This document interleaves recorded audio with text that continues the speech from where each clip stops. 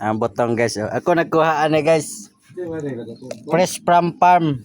Ah. Agag. Amlog tawa ra. Ala, sipon. Sipon ba pala to guys? I-vlog na to ba? Naapo ning isa ka contract. Naapo isa ka kontraktor dire guys nga way mga gamit oh nangitag tagad, nangitag pala. Pala niya dia. Gahapon nangitag metro. Bisag unsa na bangitaon ning kontraktora ni? Wah! Asa na pala niya? Ah.